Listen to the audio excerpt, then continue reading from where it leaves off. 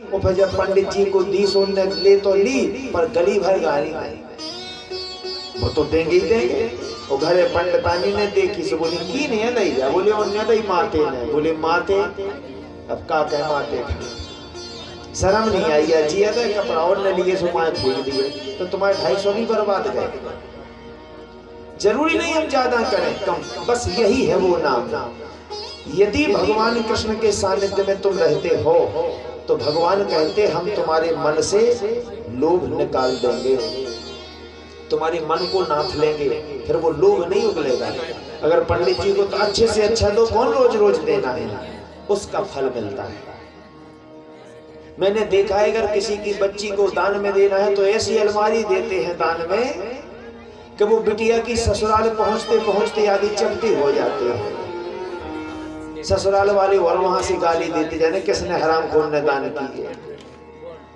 तो क्या मिला, थोड़े से लोभ के चक्कर में। जैसे घर में जीजा जी आए और तुम 99 रुपए से टीका कर दो उनका, तो वो हंसेंगे और 4 बातें सुनाएंगे। बताओ 99 रुपए से कर दिया, 2 रुपए बचाने के चक्कर में। इसे कहते लोभ। भगवान ने कालिया नाग को नाथा, पवित्र जल किया। आया कार्तिक का महीना तो गोपियां कार्तिक स्नान करने के लिए यमुना में जाएं और कात्यायनी माता के सामने हाथ जोड़ करके प्रार्थना करें, कात्यायनी महामाये महायोगन्यधीश्वरी उन्नंद गोप सुतम देवी पति में कुरुते नमः।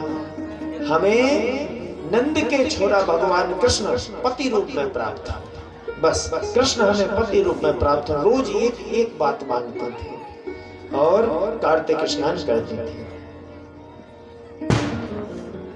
जब ठाकुर जी की पूजा करें तो कत्कारियों के क्या भाव होते थे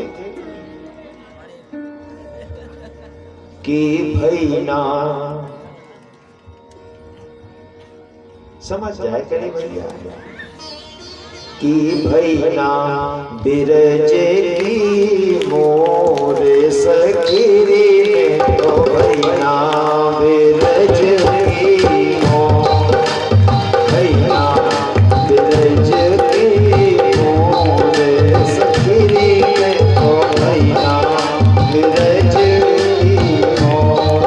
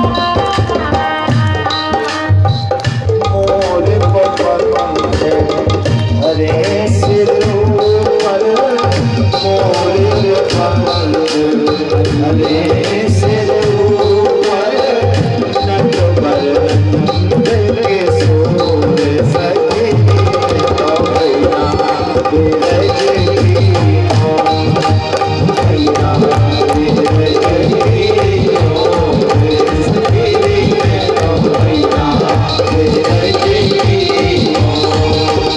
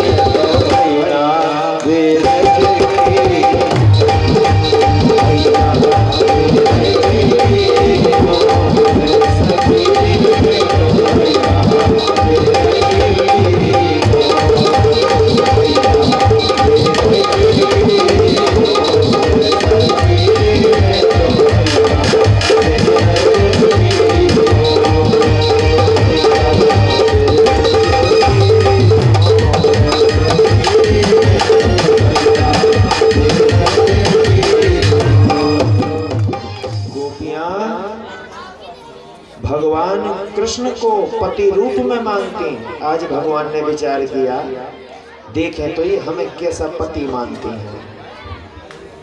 तो भगवान आज यमुना किनारे पहुंच गए।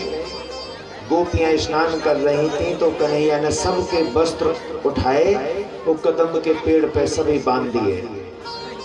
गोपियां स्नान करके जब देखा हमारे वस्त्र कहाँ चले गए, देखा कि नटवर नंद किशोर पेड़ पर बैठे हैं सभी के वस्त्र लेकर। गोपियों ने कहा, माधव हमारे वस्त्र दे दो।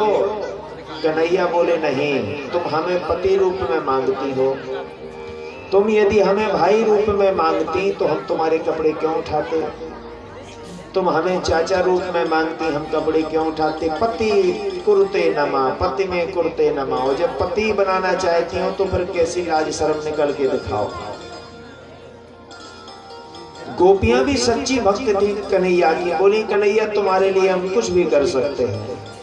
गोपियां ऐसे निर्वस्त्र निकल के अपने अपने वस्त्र प्राप्त कर लिए। भगवान ने कहा, तुम परीक्षा में पास हो, जाओ, शरद पूर्णिमा की रात्रि में हम तुम्हारे साथ रास लीला करेंगे। परीक्षित ने कहा, गुरुदेव ये भगवान का रूप नहीं होना चाहिए, एक परमात्मा निर्वस्त्र स्त्रियों को बाहर निकाले, ये हमारी समझ से बाहर है। सुखदेव जी महाराज बोले, परीक्षित भगवान कभी जगत में प्रमाण नहीं देते, क्योंकि वो परमात्मा है, वो गलत है ही नहीं। पहली बात तो परीक्षित, भगवान के सामने ऐसा कौन सा जीव है जो निर्वस्त्र ना हो। भगवान के आगे क्या छुपा है। जब वो मन के अंदर की जान सकते हैं तो कपड़ों के अंदर हमारा तन नहीं देख सकते, पहली बात। दूसरी बात, भगवान की बाल अवस्था थी उस समय। तीसरी बात, सच्चाई ये है कि भगवान कृष्ण से रोज शिकायत करते थे वरुण देव जो जल में रहते हैं। कहते थे, देखो कन्हैया तुम्हारी भक्ति कर रही है, वो पाप के मुंह में जा रही है। और हमारे भगवान अपने भक्त को पाप में नहीं जाने देते। दो तरह का पाप गोपियों को लग रहा था। पहला पाप था लौकिक, दूसरा था धार्मिक। लौकिक क्या, तुम निर्वस्त्र स्नान कर रही हो, अगर तुम्हारे पिताजी ही स्नान के लिए आ जाए, कहें बेटी बाहर निकलो हमें स्नान करना है, फिर क्या कहाँ जाओगी तुम। कोई बंदर तुम्हारे कपड़े ले जाए, फिर तुम बाहर कैसे निकलोगी, ये लौकिक पाप है। दूसरा धार्मिक पाप, जल में वरुण देव का वास है और तुम निर्वस्त्र स्नान करके वरुण देव का अपमान कर रहे हो। ये दो पाप लग रहे थे, तो भगवान ने निर्वस्त्र निकाल के यही ज्ञान भरा है गोपियों के अंदर। आज के बाद निर्वस्त्र स्नान कभी मत करना, नहीं तो तुम्हें दो तरह का पाप लगेगा। भगवान ने ज्ञान भर दिया, गोपियों के वस्त्र लौटा दिए।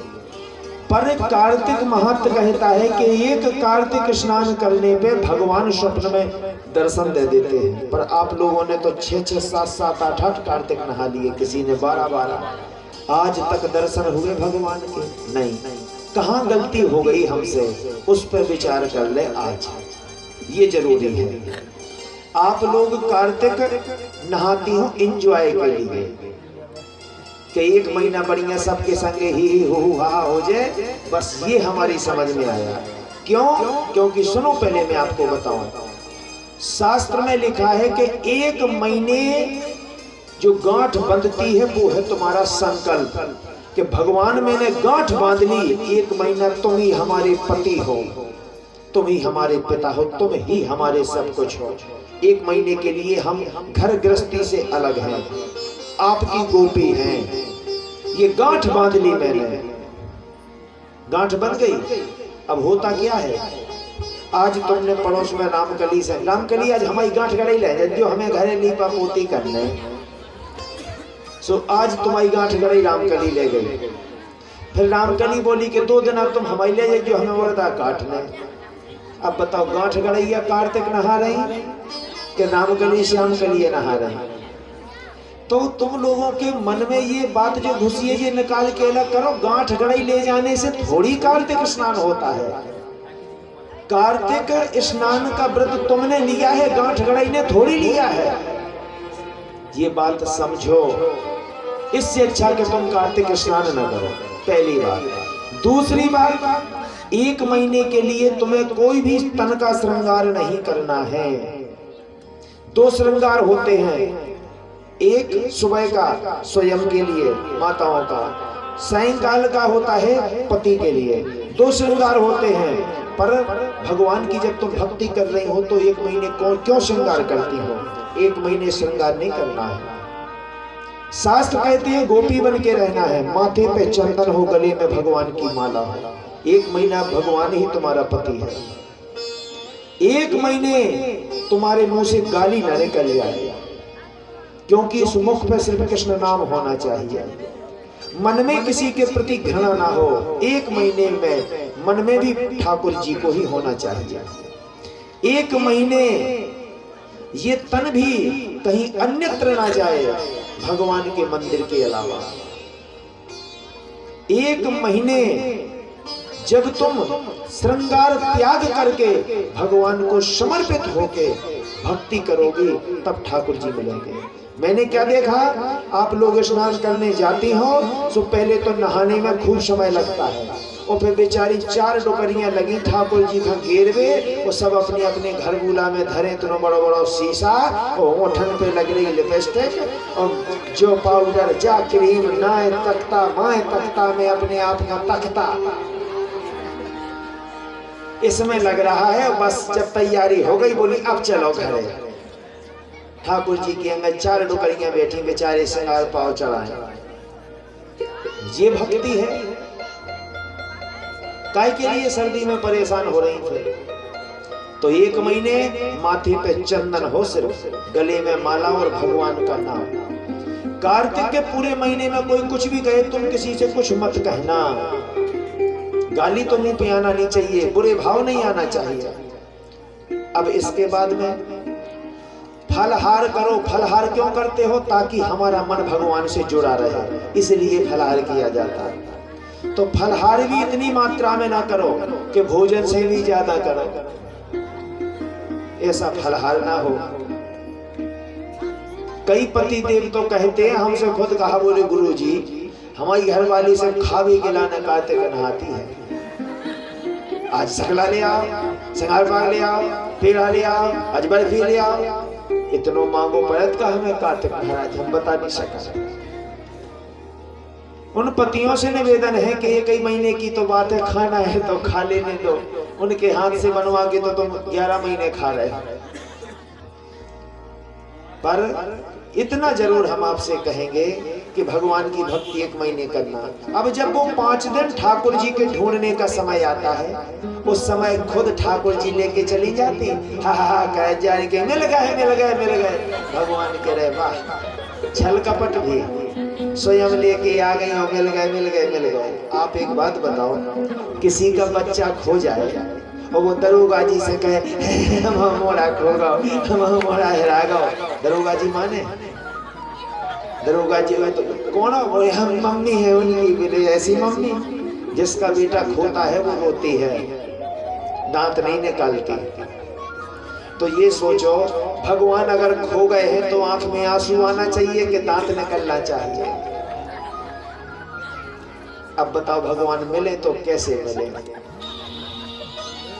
अरे जब भगवान खोए तो गोपियां 5 दिन रोती फिरी, ढूंढती फिरी, तब भगवान पुनः फिर मिले।